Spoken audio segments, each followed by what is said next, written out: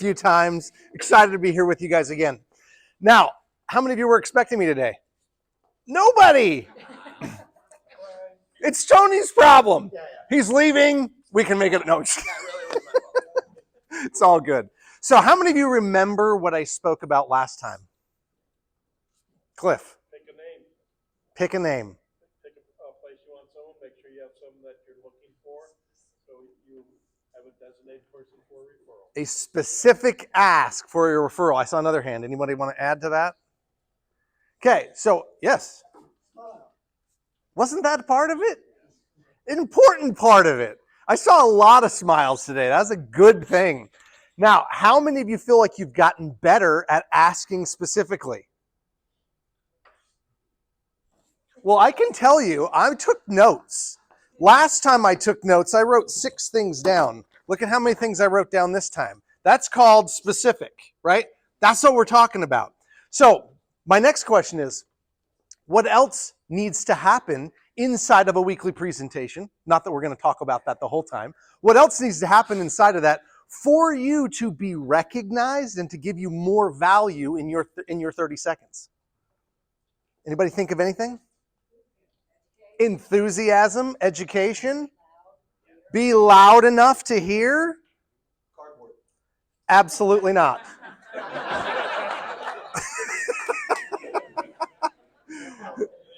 Starting with your name, right?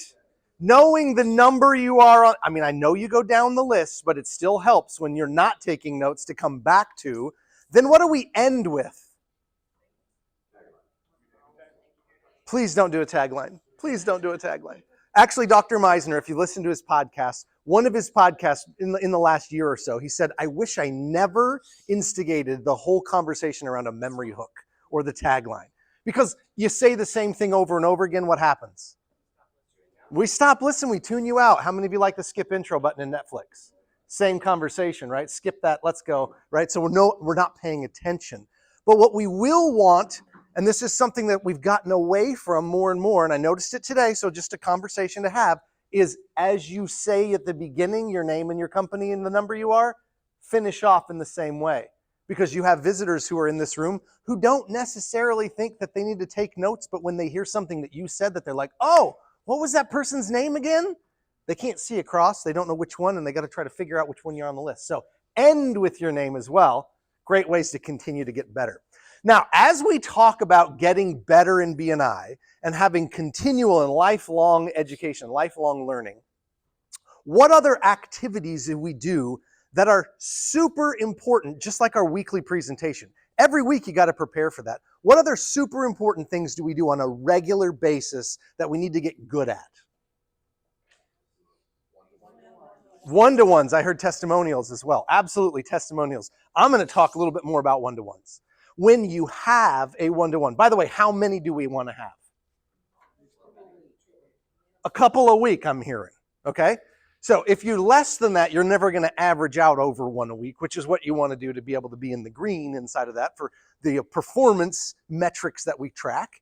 But if you're going to have the opportunity to meet with at least 2 people, what's the first step in a one-to-one?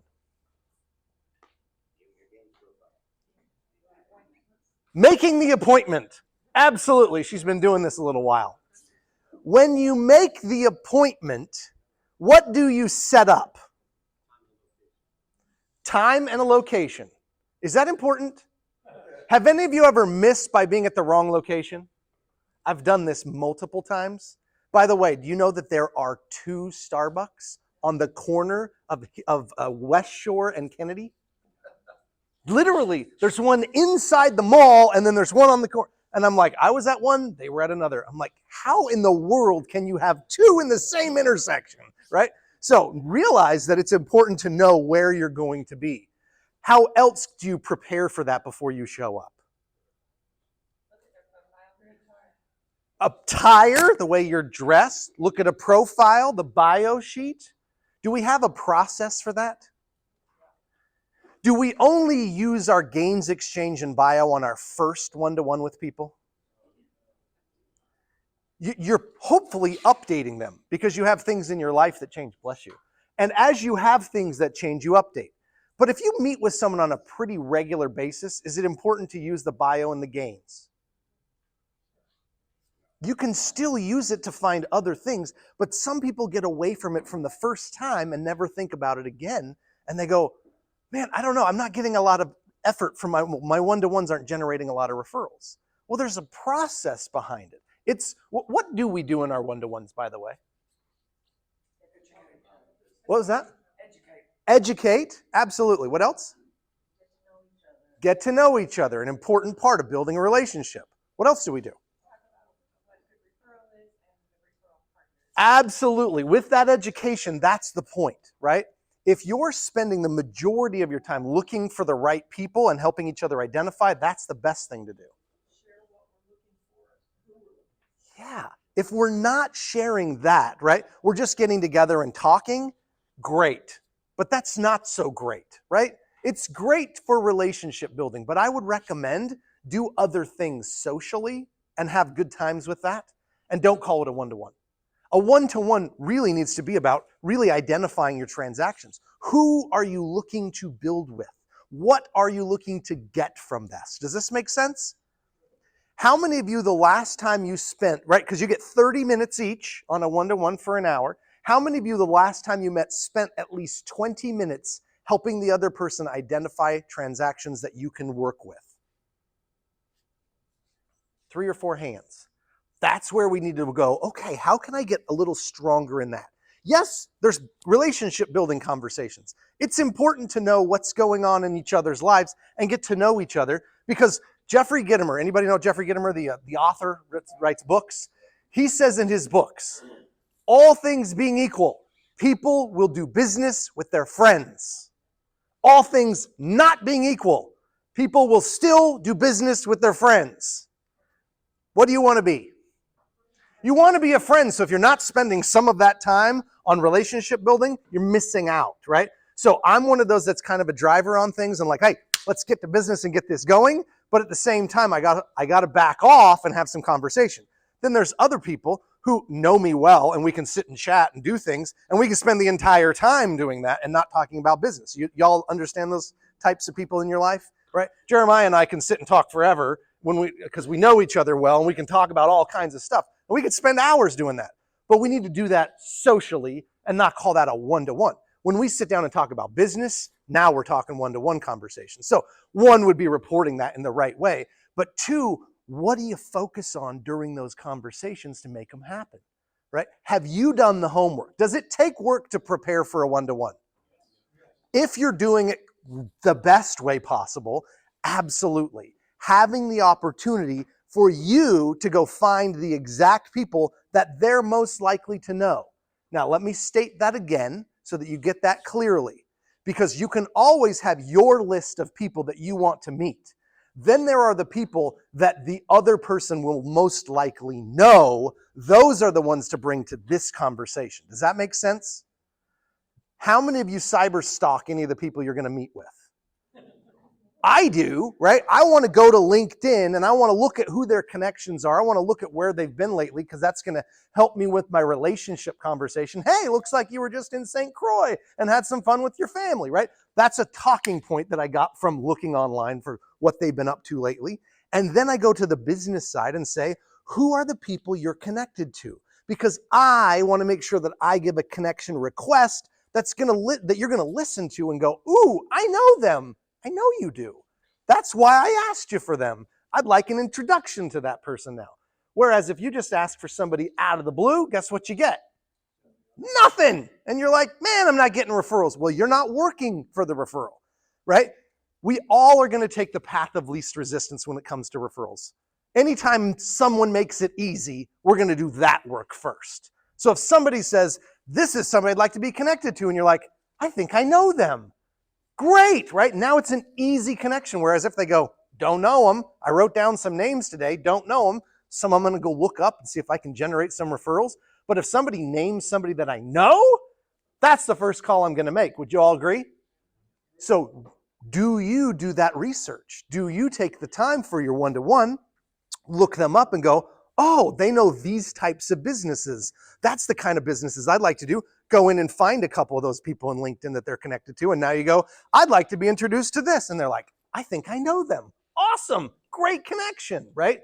But that takes us doing some prep work. And I think that's one of the things that a lot of us get away from is we just set an appointment, we go show up, we go talk, and we hope to get referrals.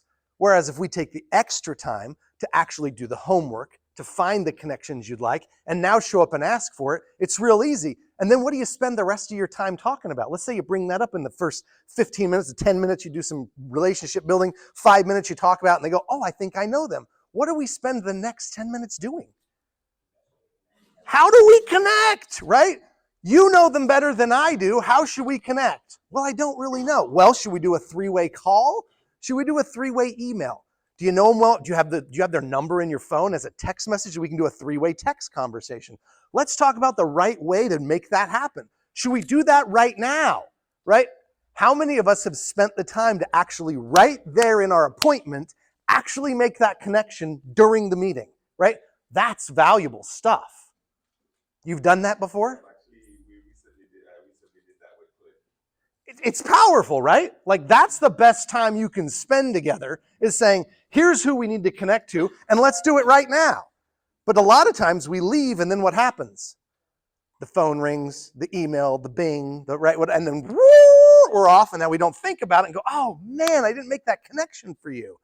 Have the intention that by the time you leave your hour with this person, both of you have had the opportunity to go, I'm already starting that conversation. I put an appointment on my calendar to call them, or I called them when I was with you.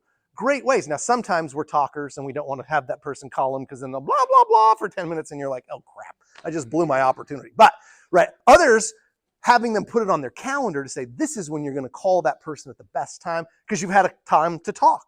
Maybe that person knows that this person you'll never get in the mornings. They're better to get in the afternoons. Well, you're meeting in the morning. Great. Which afternoon this week would work better for you to call them?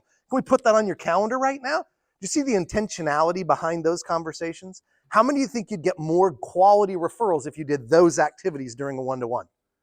Yeah, that's what we're looking for, right? One more little building block to say, how can I get better at this and start implementing it today? Are some of you going to set one-to-ones up today? Hopefully you stay after the meeting and that's what you do, right? Open networking is the most valuable thing we do outside of the actual 20-point agenda, is being here early, staying late to make connections, set up a one-to-one so that we can have that conversation. And as you do a few of those in the room, it becomes really powerful. Another concept I really want to share that I think can give you more value in your one-to-ones, go further out in your calendar and set them up. Don't just plan here and do one for the next week or two for the next week. Instead, book the next 5 weeks. Now, does that take a lot of time? It takes time, right? You have to figure out when's a good time. But again, guess what happens when you start 5 and 6 weeks out every time you come to the meeting? You go, hey, yeah, let's have a one-to-one. And they're like, 6 weeks from now? Right, yeah, we got it built in. Guess what you get? The exact time that you want to do one-to-ones. Because nobody has 6 weeks out on their calendar going, I'm not sure Tuesday at 2 o'clock works for me, right? It normally works when you're 6 weeks out. You can get whatever you want in your calendar, and you can put your blocks of time, and people go, that's awesome. I can do it then. The other thing is, wow, you must be really good at your business if you can schedule 6 weeks out and know what's coming for your next 6 weeks. How many of you, that would be impressive for most of you when you have somebody that you meet with, right? That's like, wow, you got it put together. Now, here's the thing. We say it in BNI all the time. How we see you act here is how we think you act all the time out there. So if you show up here very well put together, incredibly structured and know what you're doing and have like this professional outlook for you, you're looking at this and going, wow, we think you're awesome out there. Even if you suck at this, right? Like you could be like not so great at this, but if you do it good here, now everybody here is going, wow, this is really good. And you build yourself your persona. This is the greatest place in the world to do that because we're not following you around in everything you do in your business, even though you have your own pieces where you're like, I fall short in doing this and I'm not the best at doing that. Nobody here knows that. Unless, of course, you stand up and say it, which I don't recommend, right? It's amazing how many people go negative. You all know that, right? All of us are listening for the greatness in you, and then you say, oh, I'm sorry, I didn't prepare really well for that. Like, wait, what? That's the last thing you want to tell us. You want to tell us, I have spent weeks getting ready for this and getting excited for this, right?